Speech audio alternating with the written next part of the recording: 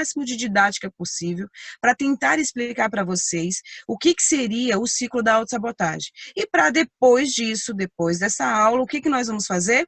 Vocês vão ter a possibilidade de fazer perguntas e estar conosco nessas perguntas, não só pelas perguntas, eu e doutora Cristine vamos estar ajudando vocês de forma mais técnica e mais prática de como sair do ciclo da autossabotagem. Estamos juntos? Preparados? Estão bem? Todos bem atentos? Que agora vocês vão passar por um processo que é uma aula do que seria o ciclo da autossabotagem. Vou compartilhar aqui com vocês e nós vamos juntos nesse processo, tá ok? Então vamos lá. O que seria então o ciclo da autossabotagem e a necessidade básica do amor? Um autor, que é um terapeuta chamado Stanley Rosley, começou a fazer uma pesquisa com mais de 1.500 famílias, e ele começou a entender um padrão que aconteceu nas famílias, que não é só nas famílias do Japão, nem só nas famílias europeias, nem americanas, nem brasileiras, são todas as famílias, é um contexto mundial. Sendo assim, o que ele fez? Ele trabalhou toda essa tese, e aí uma autora, uma escritora, se juntou a ele e escreveu essa tese. Chegou para mim essa tese e eu fiquei impressionada com a possibilidade da gente ajudar as famílias quando a gente tem consciência desse processo de ciclo da autossabotagem. Para isso, vamos juntos. Uma das coisas que ele começa contando na tese é a história do porteiro e do taxista. Era bem interessante que nessa história, ele fala que ele estava num hotel para fazer uma conferência, e quando ele saiu do hotel esperando o táxi, ele ficou observando o porteiro. O porteiro abria e fechava a porta com um sorriso e fazendo sempre o mesmo movimento. E aí aquele terapeuta tão curioso olhou para aquele porteiro e disse: como será que ele consegue passar o dia inteiro fazendo o mesmo movimento? Abrindo e fechando porta, olá, tudo bem? Como ele consegue passar o dia inteiro fazendo a mesma coisa? Muito bem. Quando ele se aproxima e fala, vou perguntar para ele como ele se sente fazendo o mesmo movimento o dia inteiro. Se aproxima do porteiro, o terapeuta, e quando ele foi perguntar para ele, sabe o que aconteceu? O táxi chegou. O táxi do terapeuta chegou e o porteiro, muito falante, disse assim: olha, o seu táxi chegou. E eu não sei como esses taxistas aguentam o dia inteiro, aeroporto, hotel, hotel, aeroporto. Eu não sei como eles conseguem fazer esse trajeto o dia inteiro. Aí, o terapeuta, vocês acham que perguntou alguma coisa para ele? Não, por quê? Porque ele percebia o movimento repetitivo no taxista, que fazia o dia inteiro o mesmo percurso, mas não percebia que ele também fazia um movimento repetitivo. O interessante é que as pessoas, às vezes, não conseguem, é o que a Bíblia fala, né? A gente não consegue perceber a trave, né, que está no nosso olho, mas o cisco que está no outro, ou seja, o movimento repetitivo no outro, me incomoda. Pense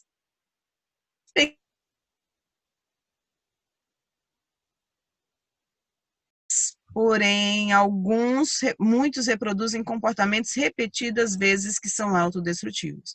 Esses comportamentos seriam o quê, Vanessa? Esses comportamentos repetitivos e destrutivos nos inserem no ciclo da autossabotagem. Exemplo, se eu gosto, eu lembro que eu falava para um pastor assim, pastor, para de mexer no cabelo na hora que está pregando, e ele falava, no dia que você parar de fazer, eu também vou fazer, que eu também falo muito mexendo no cabelo. E eu não percebia que eu fazia a mesma coisa, estava julgando o pastor.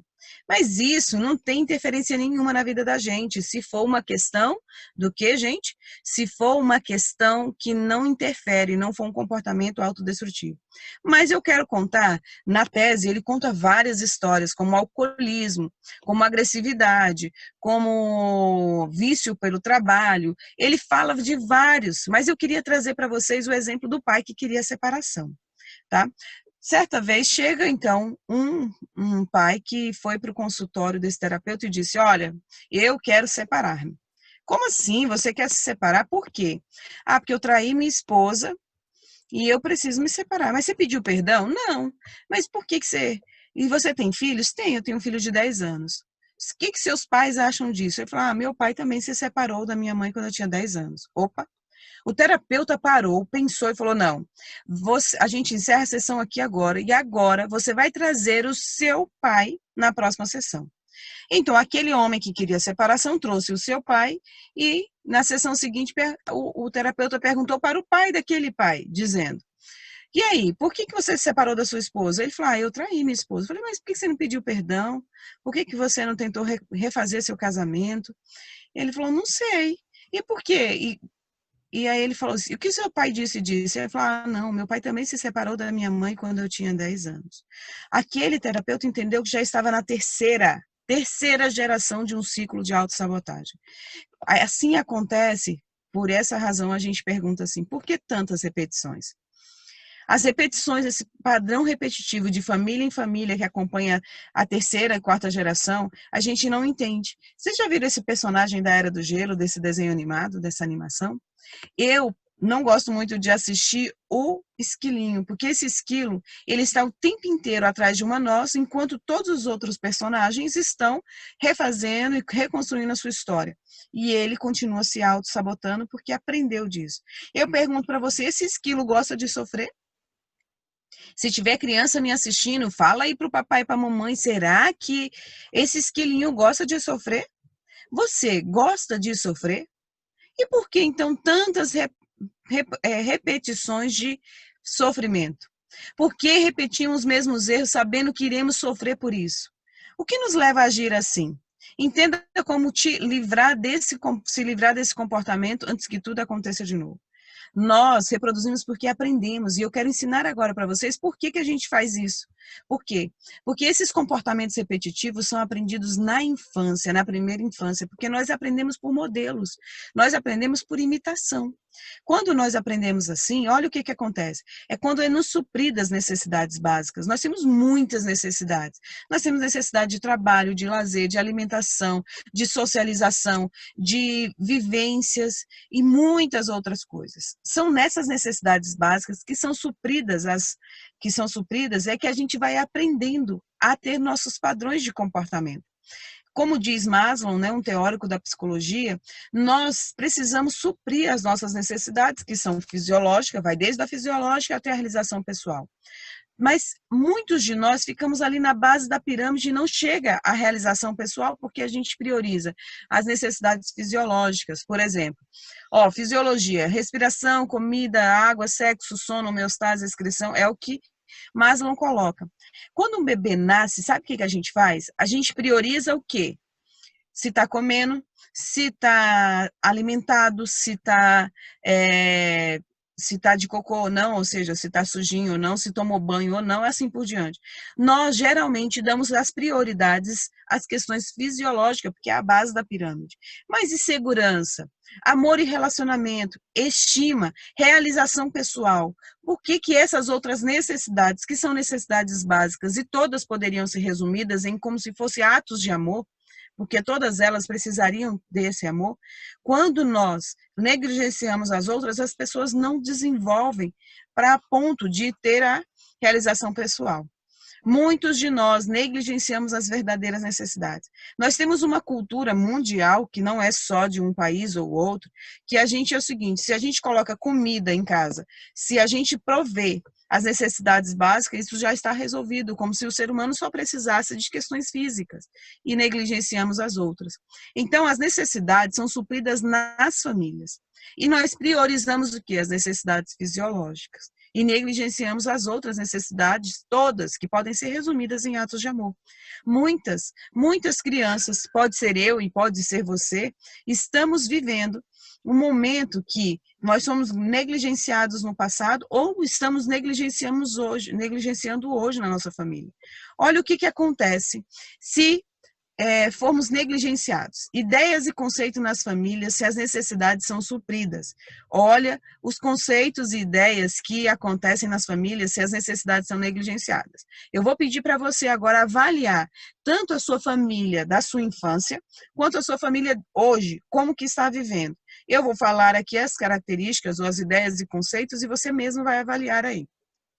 Se na sua família foi suprida as necessidades, ou no passado, ou hoje, olha, você vai ter no conceito amor, respeito, responsabilidade, autonomia, estima, aceitação, segurança e afetividade. Olha que legal. Mas se foi negligenciado no seu contexto, você vai ter o quê? Coação, medo, rejeição, humilhação, culpa, ciúmes, até mesmo a superproteção, que alguns acham que superproteção é amor e não é amor, é uma questão, superproteção pode ser também uma necessidade negligenciada e insegurança. Se você percebeu que na sua família teve alguns desses que estão aqui à minha direita, que são essas necessidades negligenciadas, cuidado. E aí, se você precisa suprir as necessidades da sua família, se você tem uma família que foi suprida, você vai ter aquela outra lista de ideias e conceitos. Assim, eu digo uma coisa para vocês. O autor, Augusto César, ele tem um livro chamado Relacionamento Familiar.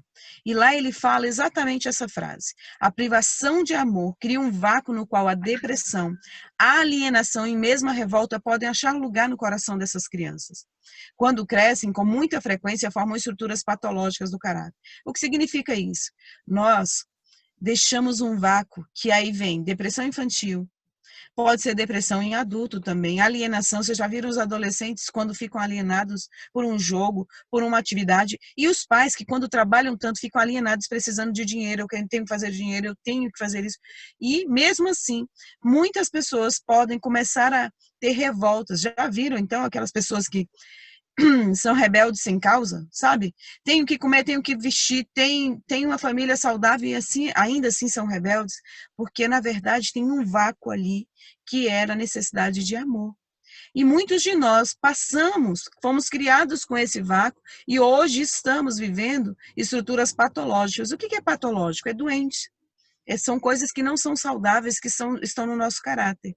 Assim, eu teria um vídeo aqui para vocês, mas eu vou passar adiante para a gente ganhar um pouco mais de tempo. Os filhos imitam os pais. E os padrões de repetição vão acontecendo, mesmo que sejam coisas boas. Você vê, quando eu corto meu cabelo bem curtinho, mais curto, minha filha quer ficar igual a mim, quer cortar também.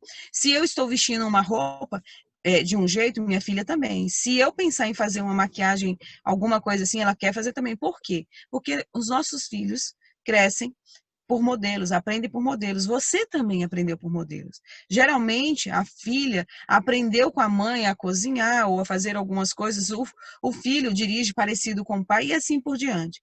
O problema disso não é por essa razão, mas sim por conta de quê? Que muitos padrões repetitivos são aprendidos ali, como agressividade, como nervosismo, como intolerâncias e assim por diante. E eu quero contar para vocês a história de dois homens do século XVIII que foram pesquisado toda a sua descendência. A descendência desses dois homens mostram perfeitamente como acontece o ciclo de autossabotagem nas histórias das famílias. Vamos juntos? Jonathan Edwards e o Max Jukes, dois homens do século XVIII. Acompanhem comigo o que aconteceu com eles dois, o que foi encontrado. Do Jonathan Edwards foram encontrados 1.394 descendentes. Desses, 13 eram reitores de universidades, 65 professores universitários, 3 senadores, 30 juízes, 100 advogados, 60 médicos, 75 oficiais do Exército e da Marinha, 100 pastores e missionários, 60 escritores, um vice-presidente dos Estados Unidos, 80 funcionários públicos e 295 tinham formação universitária. Opa, bonito, né? Quem gostaria desse tipo de descendência para sua família? Agora vamos ver o Max Jukes. Do Max Jukes, 1.200 descendentes foram encontrados, sendo que 310 morreram na miséria, 440 tiveram um fim trágico por causa de suas maldades, 60 eram ladrões, 130 foram condenados por crimes diversos e mais da metade das mulheres eram prostitutas e 7 eram assassinos. Ixi, quem gostaria de uma descendência como a do Max Jukes? Mas não parou por aí. Vamos entender um pouquinho mais? Jonathan Edwards. Em toda grande empresa americana havia um membro dessa família na diretoria. Seus descendentes jamais custaram um centavo ao Estado. O pai era pastor, a mãe filha de pastor e a esposa uma mulher devota. Considerado um dos maiores teólogos americanos e filósofos do século XVIII. Jonathan Edwards escreveu muita coisa, fundou algumas igrejas, fundou algumas associações, fantástico. Vamos ver o Max Jukes. Só 20 aprenderam uma profissão, sendo que 10 aprenderam na prisão. Era ateu, casou-se com uma mulher descrente, não se interessava nem pelo estudo nem pelo trabalho e viveu uma vida desregrada. Os seus 1.200 descendentes tinham registro de pobreza, crime, insanidade e imbecilidade. Puxa, a diferença é bem gritante, né? das duas descendências. E aí eu pergunto para você, o que você gostaria de ter na sua descendência, na sua história? Aí nós vamos pensar. Vocês vão falar assim, Vanessa, você fez a gente agora, nesse domingo, saber que aquilo que veio de erros dos meus avós, dos meus pais, vão me acompanhar até a terceira e quarta geração? É isso mesmo. O ciclo da autossabotagem, a teoria do ciclo da autossabotagem que eu estou trazendo hoje para vocês é que nós vamos reproduzir os erros que nos autossabotam. Mas a Bíblia já trazia essa história. Enquanto estão aqui pesquisadores neste século tentando, os cientistas pesquisar sobre isso, a Bíblia já tinha falado sobre isso há muito tempo. Em Êxodo 20, versos 5 e 6 diz: Porque eu sou o Senhor teu Deus, Deus zeloso, que visito a iniquidade dos pais nos filhos até a terceira e quarta geração daqueles que me aborrecem. Parem aí. A teoria diz exatamente isso, que esses erros, esses padrões repetitivos acontecem da terceira até a quarta geração. Muito bem, mas a Bíblia já disse isso muito, há milhares de anos atrás. Sem nenhuma pesquisa, mas provando para a gente que isso já acontecia. Mas e a solução já vem no mesmo verso, já vem no mesmo texto.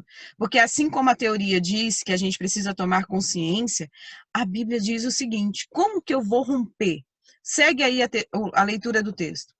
Ó, e faço misericórdia até 1000 gerações daqueles que me amam e guardam os meus mandamentos.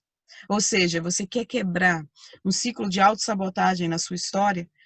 O segredo está aí, ó a solução. Aqueles que me amam e guardam os meus mandamentos. E quando fala de 1000 gerações, está falando do quê, gente? Está trazendo para a gente que é uma ideia de eternidade. É para a eternidade. Se você amar e guardar os mandamentos de Deus, a possibilidade de você quebrar o ciclo é muito grande e vai de até a eternidade. E aí, tem ali, Patriarcas e Profetas, página 306, esse livro traz o seguinte: más tendências, apetites pervertidos e moral vil, assim como enfermidades físicas e degeneração, são transmitidos como um legado de pai a filho até a terceira e quarta geração. Essa terrível verdade deveria ter uma força solene para restringir os homens de seguirem uma conduta de pecado. Alguns de nós pensam assim, não, a vida é minha, eu faço dela o que eu quiser. Não, eu errei, o problema é meu. Não é problema seu. Não é problema seu, porque isso vai acompanhar até a terceira e quarta geração da sua família. Você está prejudicando toda uma história, toda uma geração. E aí, mas a sociedade diz, filho de peixe, peixinho é, pau que nasce torto nunca se endireita. Será que é isso mesmo? Olha só, o desejado de todas as nações diz, entretanto, ninguém precisa se conformar com uma herança maligna pensando, eu nasci torto e vou morrer torto. Não. Se você tem padrões de repetição, pode vencer. Nenhum de nós precisa ser escravo do seu passado. Todos podemos e devemos vencer toda a tendência hereditária e cultivada para o mal. Eu já acompanhei muitas pessoas, eu tenho alguns amigos que falavam assim, eu nunca vou reproduzir o que meu pai fez. Meu pai batia na minha mãe, eu nunca vou fazer isso. E depois de adulto, depois que casou, sem perceber, impulsivamente, reproduziu e chegou a bater em sua esposa. Vocês percebem que muitos lutam contra isso e não é uma luta simples. E aí eu vou dizer, é fácil? Eu por mim mesmo, só de dizer assim, nunca vou fazer os mesmos erros dos meus pais, está fácil? Não é bem isso. Tanto a teoria quanto a Bíblia diz que a gente não consegue simplesmente por decidir. Vamos confessar aqui um pouquinho. Jeremias 13, verso 23 diz, pode por acaso o etíope mudar a sua pele? Ou o leopardo as suas manchas? Então podereis fazer o bem estando acostumados a fazer o mal? Se eu aprendi a fazer o mal, estou acostumada a fazer o mal, eu não vou conseguir por mim. Por nós mesmos, não temos como nos livrar da nossa pecaminosidade. Nada podemos fazer, somente em Deus há a libertação. Gente, é isso mesmo. A gente não pode, não consegue. Por isso que você fica tanto lutando para tirar esse ciclo de autorrepetição. E o como? Como é isso, Vanessa? Eu respondo. Só submetendo-nos ao Espírito Santo, divino agente de regeneração. Todo esse ciclo de autossabotagem é como um câncer. Porque, como diz Fernando Pessoa, a família é a célula mãe, né, da sociedade, a célula máter da sociedade. Se a sua família está com problemas de autossabotagem, é como se ela estivesse cancerígena. E para a gente matar o câncer, a gente precisa regenerar as células, não é isso? A tão sonhada descoberta da cura do câncer é essa, tentar regenerar as células. Mas sabe quem pode regenerar a sua história, a sua família? O Espírito Santo. E aí, eu vou terminar com essa última história. Se você foi um bom aluno, se você foi uma pessoa que acompanhou aqui, você vai entender e vai me dar uma resposta. Segundo a teoria do ciclo da autossabotagem, segundo tudo isso que eu acabei de explicar para vocês, eu vou contar essa historinha e vocês vão me dizer o que que tem de... o que que vai acontecer no final dessa história. A história de uma descendência. Havia um homem que em sua ascendência, ou seja, antes dele, havia registro de prostitutas, homicidas, adúlteros, mentirosos, gananciosos e muitas outras falhas de caráter. Deixa eu perguntar, e aí, o que que vai vir dessa história aí, gente? Vai vir coisa boa ou coisa ruim? Pois é, segundo a teoria, não vai vir coisa boa. Segundo a questão, não vai vir uma pessoa boa. Mas quem era essa pessoa? Sabe quem foi? Foi Jesus. Ele quebrou o ciclo de maldições e restaurou as famílias através da cruz. Aí vocês podem perguntar assim, mas, gente, por que que Jesus veio de uma ascendência tão suja, tão ruim, uma história tão cheia de... Será que não tinha uma família igual do Jonathan Edwards, que eu mostrei ali para vocês agora? Será que não tinha uma família mais perfeitinha? Porque tinha tantos fariseus na época, tudo perfeitinho, tudo bonitinho. Por quê? Porque, na verdade, Jesus veio mostrar para mim e para você que não importa a sua história, não importa quem veio antes de você, não importa o que aconteceu, mas ele veio quebrar todas essas maldições, os ciclos de autossabotagem através da cruz.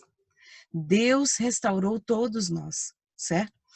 Através da cruz. Ele escolheu uma família como a minha e como a sua, para provar para a gente que todos nós podemos reescrever nossa história. E hoje, essa é a ideia. Entregue-se a Ele, permita que o ciclo seja rompido e receba as bênçãos para a sua família. Esse é o nosso desejo hoje, porque é isso que Jesus fez. Ele veio de uma família suja, ou seja, com uma descendência ruim, para provar que todos nós podemos recomeçar e ter uma bênção. Essa é a mensagem que nós temos para vocês hoje. Espero que vocês tenham acompanhado. Vou liberar agora para a gente fazer as perguntas. Estou aqui agora à disposição com a doutora Cristine.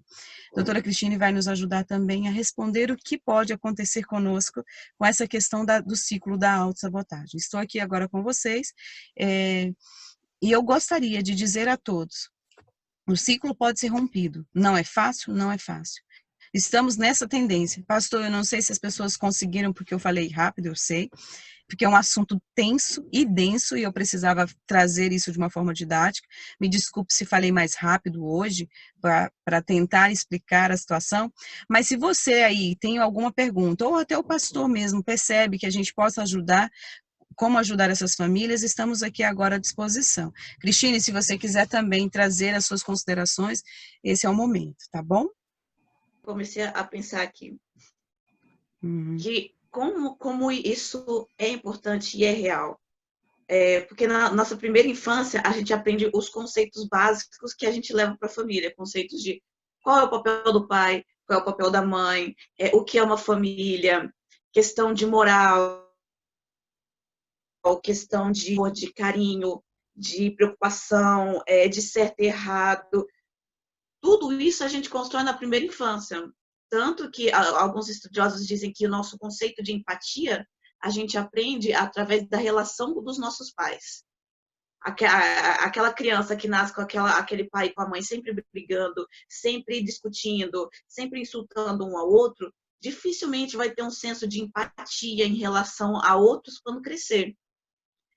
Então, às vezes a gente, nem sem querer, os nossos conceitos já são deturpados por causa de onde a gente veio. E a gente só pega esse modelo e reproduz em casa. Por anos, a gente teve pais extremamente distantes emocionalmente dos filhos, porque eles aprenderam que o papel de um pai era o de prover, trazer o sustento, colocar o pão na mesa. Então, essa criança que cresceu com o pai assim, nesse papel, vai reproduzir o mesmo papel em casa. Então, ele vai, trabalha, coloca na mesa, chega em casa, vai assistir TV, vai fazer as coisas dele. E aquela criancinha que precisa de muito mais do que simplesmente pão na mesa, fica extremamente carente, falta parte disso, a presença do pai na vida dele. Só que para o pai, na visão dele, ele fala assim, não, eu cumpri meu papel como pai. Eu fui um pai excelente, meus filhos sempre estudaram em boas escolas, eu sempre coloquei pão na mesa na minha família, nunca faltou nada. Olha só que paizão que eu sou. E para aquela criança faltou. Qual é o papel de uma mãe? O que é amor, o que é carinho? A gente aprende na primeira infância com os nossos pais. Então, às vezes, a gente, inconscientemente, a gente simplesmente reproduz o lugar que a gente não queria estar. E transforma nossos filhos em uma outra versão nossa. E assim vai. E assim vai. E assim vai. E assim vai. E não tem fim. O que é normal, o que não é. Pensando assim, Cris, eu pergunto aqui para você e até para as pessoas que estão nos assistindo aqui. É fácil identificar um padrão de repetição de ciclo de autossabotagem? A gente consegue ver em nós mesmos esses padrões ou é inconsciente, ou como isso acontece? Que tipo de padrão, por exemplo, você trouxe aqui agora a questão dos pais e das mães, né? Mas nos relacionamentos marido e mulher, a gente traz isso também? Existe essa possibilidade de a gente achar que está fazendo tudo correto e, na verdade, está se auto-sabotando, sabotando a si próprio, o seu próprio casamento? Como acontece esse processo, Cris? Houve um caso que é extremamente, para mim, é um negócio muito chocante, que meu professor falou de um caso que ele teve, de um paciente dele. A mulher, essa mulher, quando ela era criança, ela cresceu em um lar abusivo, onde o pai sempre batia na mãe. O pai sempre agredia a mãe e, por consequência, agredia ela também. Quando ela cresceu, ela se casou com um bom homem, um homem que tratava ela bem, tratava ela com carinho, ela era respeitada e pá. Só que o que aconteceu? Com o tempo, ela não aguentou mais e se divorciou desse rapaz, do marido. E quando ela chegou na terapia, ela disse assim, ele não me batia, por isso que eu separei dele. O terapeuta ficou, você percebe o que você acabou de falar? Mas o que aconteceu? A demonstração de amor, o padrão de relacionamento, a definição de amor que essa menina aprendeu é através da violência, através da agressão. Então, para ela, amor é isso. Então, ela não só não sabe a forma dela de expressar amor é a base da violência, como a noção dela de receber. O amor para ela vem em forma de violência. Qual é a forma do amor que a gente aprendeu quando criança? Provavelmente é a forma de amor que a gente está dando e recebendo no nosso relacionamento. Então, eu queria até aqui expressar uma coisa. Eu nem trouxe, mas eu vivi na minha vida prática, a minha família é toda matriarcal. Vocês entendem isso? Matriarcal. E minha família veio de muitas mulheres, mães solteiras, todas elas mães solteiras. E eu conheci o evangelho e disse, não, eu não vou ser uma mãe solteira. E foi uma luta muito grande, até hoje é uma possibilidade muito grande na minha vida de luta para vencer esse padrão da minha família. Eu, como uma pessoa que chegou no momento da minha vida que eu falava, meu Deus, como vai ser? E o meu esposo, ele veio de uma família patriarcal e que também tinha vários padrões de ciclo de autossabotagem bem graves. E lá estava eu e ele, cada um trazendo os padrões de repetição da minha família e ele da dele. Olha que situação complicada. Então, vocês percebem que nós trazemos isso e a luta é intensa, tanto minha quanto dele, para superar os padrões do ciclo das autossabotagens que veio das nossas histórias. Então, aí você pensa assim, é só a minha? Não. Quando se junta uma família, vem um padrão repetitivo de uma família e vem o padrão repetitivo de outro. E esses conceitos se permanecem aí entre nós. Eu digo para vocês o seguinte, que na minha história é todos os dias uma batalha para que o ciclo não aconteça na minha história, nem o que aconteceu com meu esposo e nem o que aconteceu com a minha família, para que eu consiga vencer, ou seja, nós dois estamos precisando somente e precisamos e vamos manter em Cristo para não reproduzir esses ciclos. Então, eu pergunto aqui agora, pastor, não sei se está tudo, tá acompanhando bem aí, qual seria, então, nós todos, né? E a Cristine responder aqui para a gente, Cris, qual seria uma possibilidade de romper Eu trouxe aqui que amar e guardar os mandamentos de Deus. Mas como que eu vou conseguir romper o ciclo da autossabotagem nas histórias? Qual o primeiro passo? Qual o segundo passo? Quais seriam as possibilidades que eu teria para isso, Cris? Tem várias coisas, mas não é fácil. Objetividade quando você pensa no seu passado. Porque às vezes o nosso passado é envolto em tanta emoção, ou às vezes para a gente é normal, porque a gente é acostumado com isso. Mas às vezes quando a gente consegue atingir essa objetividade e começa a analisar nossa vida como uma pessoa de fora, um terceiro, você começa a ver, gente, aquilo ali não era normal. Meu pai batendo na minha mãe não é normal. Isso é estranho. Você começa a ver padrões destrutivos, quando você consegue ver objetivamente. E outra coisa, essa é a parte mais difícil. Ouça comentários de terceiros. A historinha que você contou do porteiro, ele não está vendo, a gente não vê o nosso comportamento. Às vezes a gente só vê as nossas intenções. Ai, eu gritei com meu filho para educar ele, eu quero que ele seja uma boa pessoa. Como é que esse menino ouviu esse grito? É completamente diferente. Às vezes, eu não quero ser igual ao meu pai, que era violento, mas às vezes na minha educação, nas minhas boas intenções de educar meu filho, eu acabo fazendo a mesma coisa que meu pai. Então, analise o seu passado e o seu presente de forma objetiva, de uma forma de terceiro, e ouça os comentários das pessoas que são envolvidas. Se o seu ponto, se a sua maldição familiar desse ciclo na sua família, ouça o comentário da sua família. Se você não quer ser um marido como seu pai, pergunte para sua esposa que tipo de marido você é. Porque o ser humano tem um negócio, a gente não gosta de ser criticado. A gente gosta muito de ser elogiado, é massa. Agora você Cris, ouvir... eu acho, Cris, que você entrou numa... Acho que vão ficar bravos com a gente, tá? Eu acho, sabe por quê?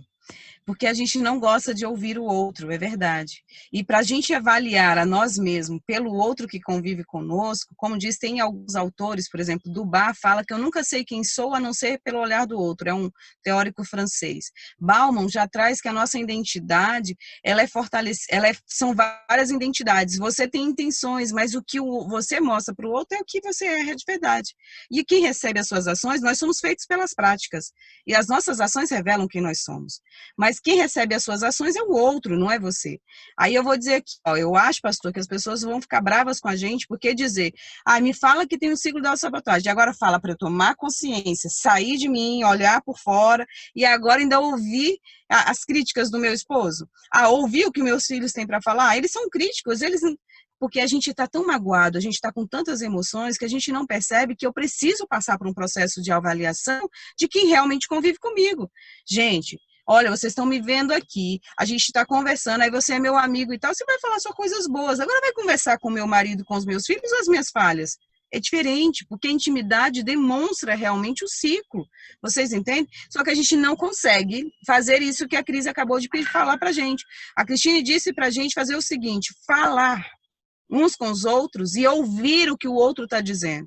Se o seu esposo diz, olha, você está sendo negligente, olha, você não me dá atenção, olha, você não me dá carinho, olha, você está trabalhando demais, olha, se está alguém dizendo isso para você, será que não está na hora de você parar e observar? De pensar se isso realmente não pode ser uma verdade, já está no ciclo de autossabotagem? A gente não vê aquilo que eu falei no começo ali, que o Dr. Stanley fala, a gente não consegue ver os nossos padrões de repetição. Se o outro não nos falar, a gente não percebe isso.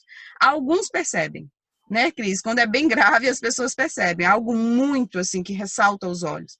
Mas, no geral, a gente não percebe aquilo que faz. A maneira como você fala, a maneira como você se comporta, as prioridades que você dá, você recebeu essas instruções na primeira infância e agora você vai reproduzir. E aí, eu vou trazer aqui uma pergunta para a Cris, o seguinte. Cris, e se eu percebi que eu estou dentro do ciclo da autossabotagem e acho que quem está na sabotagem, ou seja, quem está me sabotando é meu esposo, será que uma pessoa sabota a outra ou Como funciona isso? Será que é o outro que me sabota ou eu que estou me auto-sabotando? A gente tem um pouquinho disso também. A gente às vezes tende a terceirizar a responsabilidade no outro. O problema meu interno é do meu marido, é dos meus pais, é disso. Sim, a gente vem com a herança dos nossos pais. Só que quem decide, quem tem o poder de decisão do hoje, não é mais meu pai, não é mais minha mãe. Sou eu. Então, se às vezes o seu marido faz algo que te afeta, sim, o seu marido talvez tenha a herança dele, mas pelo fato de te afetar, talvez tenha alguma coisa em você, alguma história, alguma crença que, algum tipo de ideia central, que o TCC trabalha com isso, o MTR também, que tem alguma coisa aí que faz você ativar essa autossabotagem. Então, talvez sejam os dois, talvez seja bom você parar para analisar o que tem em mim que reage tão fortemente ao que o meu marido faz.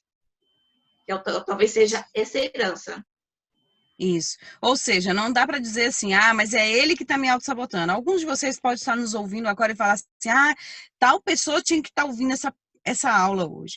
Tal pessoa teria que estar fazendo. Ah, meu marido tinha que saber. Não, não estou falando com o seu marido, não estou falando com a sua esposa, não estou falando com seu pai, seu avô, estou falando com você.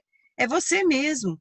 É você que tem que ter consciência do seu ciclo. Porque essa história de o outro me auto-sabota, não existe. Autossabotagem sou eu me auto-sabotando. Certo? O outro tem também padrões? Tem, mas se está me interferindo é porque eu estou permitindo e porque eu também tenho um padrão.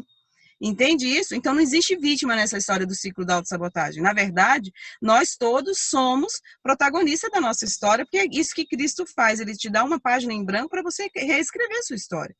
Ele te perdoa e você recomeça. Essa é a proposta. Não dá para dizer assim, ah, mas não tem jeito, não tem jeito. Muitas pessoas usam o discurso de vítima para dizer, ah, mas é o outro que me machuca, é ele que faz, é ela que está fazendo assim, e sempre com esse discurso de vítima e não reescreve a história. Cuidado com esses discursos, é o que a Cris acabou de dizer. A gente precisa olhar o que está me afetando, tá certo? É como E se fosse aí, assim, tem uma feridinha, você tem uma ferida. Alguém falou, foi lá e cutucou sua ferida. E essa ferida doeu. Não adianta de nada você ficar reclamando com a pessoa que está cutucando tua ferida. O ponto central é o quê? Você tem uma ferida, por isso que ele tocou e doeu. Então, enquanto você continuar responsabilizando o cara que cutucou tua ferida vai continuar ali. Então, aquela pessoa pode não tocar na tua ferida, mas a outra vai tocar. De alguma forma, essa ferida vai continuar doendo. Então, a conscientização da autossabotagem é importante porque esquece a pessoa que está tocando tua ferida. Vamos tratar essa ferida, que é sua, está em você. Porque senão não adianta de nada, assim. Pastor, e aí? O que o senhor tem? O que o senhor precisa de nós? O que você gostaria que a gente falasse para o seu povo? Tá? Espero que a gente esteja no caminho para orientação, para um GPS mais saudável para nossas famílias. Obrigado pelas exposições e ouvindo, analisando, muita coisa passou. Até dou um testemunho pessoal. Eu via meu pai, o vício dele, né? Cigarro ele largou, então não me incomodou, mas o álcool me incomodava muito.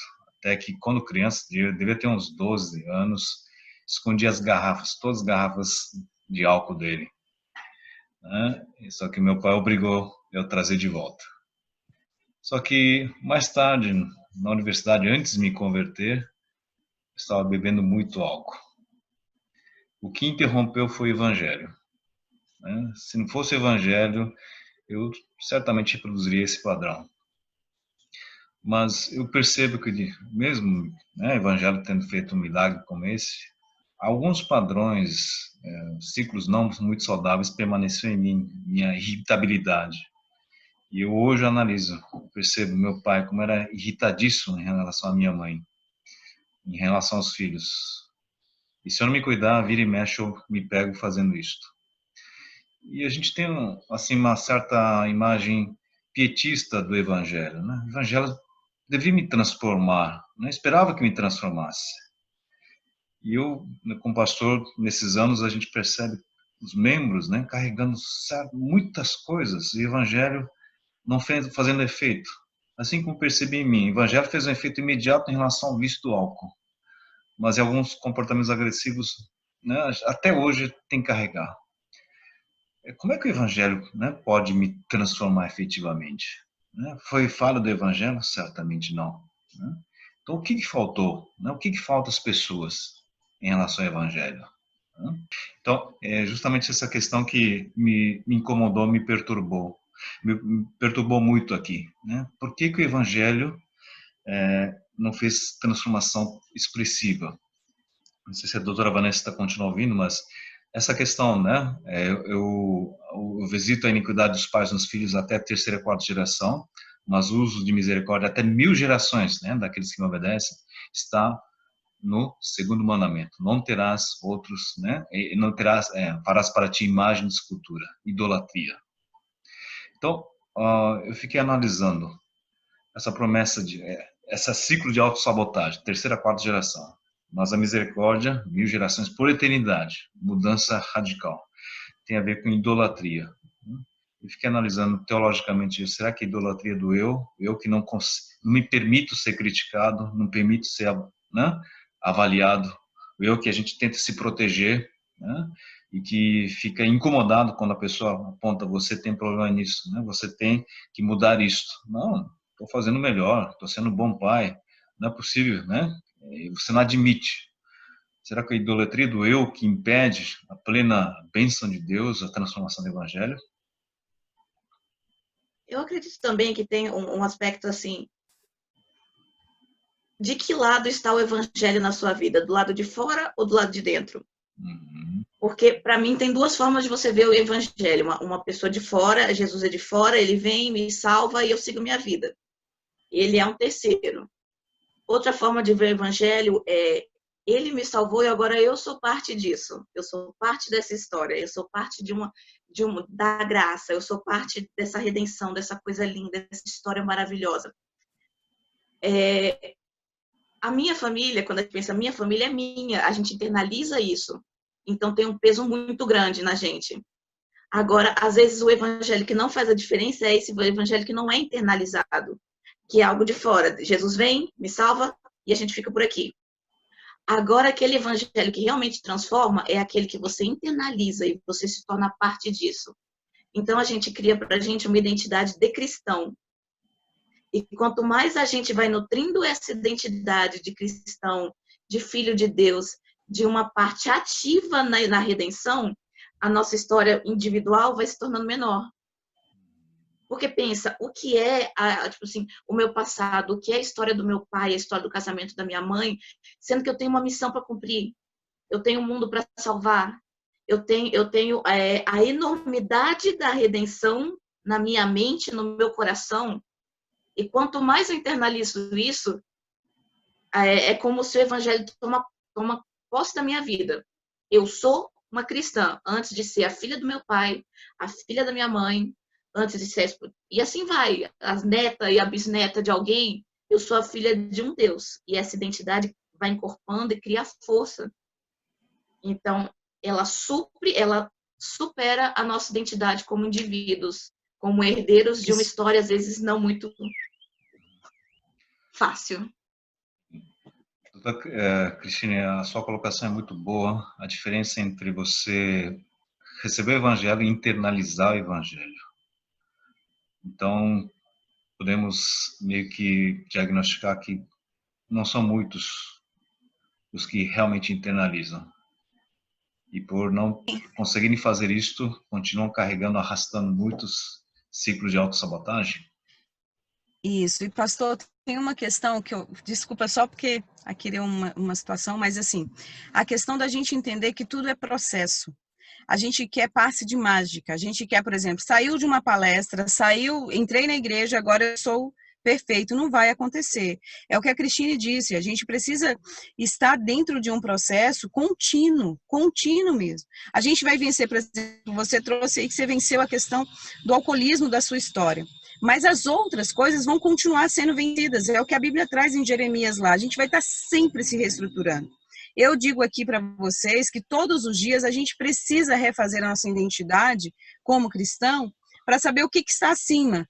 Eu estou acima de tudo isso ou é o meu Deus, o meu relacionamento com Deus?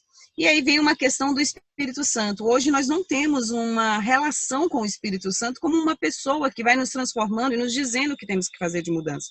Precisamos entender que o Espírito Santo faz parte desse processo na nossa história. Muitos de nós não conhecemos o Espírito Santo, porque achamos que o Evangelho é só um passe de mágica, que eu entro para um clube social, eu entro para uma igreja e agora eu sou transformado. Não funciona assim. É um processo que eu preciso do Espírito Santo todos os dias e é ele que vai trazer à minha mente a consciência do que está me auto-sabotando. Porque o Espírito Santo nos convence do pecado e da justiça, não é isso que a Bíblia fala? Eu preciso estar atento à voz do Espírito Santo para saber o que eu estou fazendo que está me auto-sabotando. Porque ele vai me dizer e ele vai me dar forças. Porque a Bíblia diz que é Deus que opera em nós tanto querer como efetuar.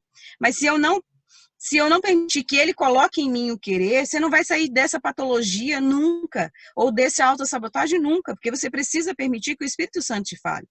Eu confesso para vocês que assim, na minha história, eu fico o tempo inteiro, constantemente, não querendo ouvir as vozes do mundo, nem eu quero ouvir a voz do Espírito Santo de dizer para mim, Vanessa, é isso, você está fazendo isso, agora vamos vencer assim, e fazer essa parceria de processo com o Espírito Santo. Essa é a perspectiva que eu quero trazer aqui para nós todos. Certo? Até em relação ao processo, a gente pensa nos discípulos, a gente pensa na transformação que houve. Pedro era aquele cara, eu juro que eu imagino assim, o Pedro, aquele cara que sabe aquela pessoa com a dicção errada ainda, que falava as pessoas. Ele era uma pessoa muito simples e muito violenta, muito agressiva, que provavelmente veio já de uma família, de uma história de aprendizado e pá. Até o momento onde Jesus morreu, e olha que ele andou anos com Jesus, com o próprio Cristo. Ele ainda não estava perfeito, ele foi lá e decepou a orelha de um... Quem que decepa a orelha de uma pessoa? E ele era um pescador, ele não era um soldado. Ele decepou, então ele não estava perfeito. Mas no final da vida dele, ele chegou a um ponto e disse assim, para mim morrer não faz diferença. Paulo chega e fala, porque por mim, bom, viver é Cristo e morrer é lucro. Porque o evangelho estava tão internalizado para dele que ele não existia mais, porque não vivo eu, Cristo vive em mim. Era maior do que qualquer história de aprendizado, qualquer herança que ele tivesse antes.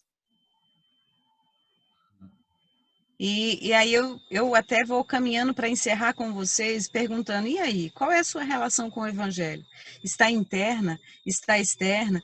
Qual a sua relação com o seu ciclo de autossabotagem? Você tem a possibilidade agora de romper todos esses ciclos se você aceitar a bênção de Deus em sua história, se você começar a fazer esse processo de restauração da sua família e da sua própria vida. Estamos aqui, gente, para tentar direcionar e dar mais caminhos para vocês. Nós já falamos aqui sobre a bomba de pensamento, já falamos das doenças mais psíquicas que acontecem, né? As doenças psicológicas que acontecem nas famílias, e agora nós estamos trazendo um padrão que acontece nas famílias também. Vocês estão recebendo essas orientações. Agora, assistir tudo isso, participar disso e não se transformar não é aprendizagem. Para haver aprendizagem tem que ter transformação. O conhecimento tem que se sujeitar e cooperar para se transformar numa ação. Então, agora eu pergunto, qual a sua decisão? Qual a sua ação com esse conhecimento de hoje? Com o conhecimento que nós já passamos? O que você está fazendo durante esse período que nós estamos trabalhando esse GPS com vocês? Quais são as suas ações? Volte-se para Cristo e pergunta para Deus o que é que você tem que fazer hoje. E eu pergunto agora, posso orar com a sua família? Posso pedir para que Deus rompa os ciclos de autossabotagem na sua história? Posso fazer esse pedido agora? Me permita entrar na sua família agora, com a onipresença, a onisciência de Deus, que o Espírito Santo quebre esse ciclo de autossabotagem e de maldições que a gente carrega por tantos anos. Ninguém gosta de sofrer, a gente sofre porque não sabemos como interromper o sofrimento. Vamos fazer isso agora? Peço que você, onde você estiver, vamos orar? Nosso Deus, nosso Pai. Pedimos aqui que o Senhor visite cada família que está nos ouvindo, que o Senhor quebre os ciclos de autossabotagem e de maldições, que comece por mim, que comece por quem está ouvindo agora, que comece por alguém e que a bênção possa ser continuada através de uns processos de conversão, processos que o Espírito Santo vai fazer em nós. Nos traga a luz, Pai, e nos ajude. Restaure cada família como o Senhor fez na cruz. Continue agora com o poder na cruz das nossas histórias. Nos abençoe. Muito obrigado por estar cuidando de cada família. Por Jesus pedimos. Amém. Amém. Obrigada, pastor. Obrigada, Cristine. E estamos domingo de volta, viu, gente? Domingo estamos com vocês mais uma vez. Cristine está atendendo aí algumas famílias já daí do Japão. Muito obrigada, Cristine, por sua disposição. Ela tem formação em EMDR, é uma técnica que possibilita você sair das suas questões e dos traumas com um pouco mais de agilidade. E ela está aí nos oferecendo algumas vagas, ela já está, acho que já encheu, né? Porque a gente já passou bastante pessoas para ela, mas ela está à disposição para ajudar vocês também. Então, todos os profissionais que passaram por aqui estão à disposição de vocês, e a gente se sente como se estivesse junto com vocês e participante da família de vocês. Então, eu acredito que Deus levantou todos esses profissionais, não foi porque nós somos bons, levantou esses profissionais porque Deus ama você e quer cuidar da sua família. Então, tudo isso que Deus está fazendo em nós é para vocês, porque Deus quer cuidar de vocês. Então, aproveite esses momentos. Semana que vem teremos outros profissionais e todos nós aqui, e eu estou pedindo várias pessoas daqui também para estarem em oração por vocês e estarem conosco. Orem por mim, viu? Eu peço que vocês orem por mim, orem por esses profissionais que estão participando, porque a luta também não é grande, não é fácil para nós. Porque enquanto a gente quer ajudar, é lógico que tem forças externas que não querem que nós ajudemos. Então, vamos juntos? Muito obrigado por estar aqui conosco. Uma boa noite para vocês. Para mim aqui é bom dia, né? Apesar da pandemia que eu estou indo para uma fazenda agora para ficar na comunhão com Deus, na natureza. E eu quero que você curta a sua noite pensando e refletindo sobre tudo isso que nós falamos aqui. Tá bom? Cristine, mais uma vez, obrigada. Pastor Genji, muito obrigada pela possibilidade. E estamos juntos. Domingo que vem estamos juntos de novo, tá bom? Amém. Muito obrigada aí, gente. Um abraço a todas as famílias. Que Deus cuide de nós. Ok. Agradecer à doutora Cristina também, que tem atendido, né? Eu creio que são 3 ou 4 famílias. As demais equipes, né? As demais pessoas também estão atendendo. A gente agradece imensamente.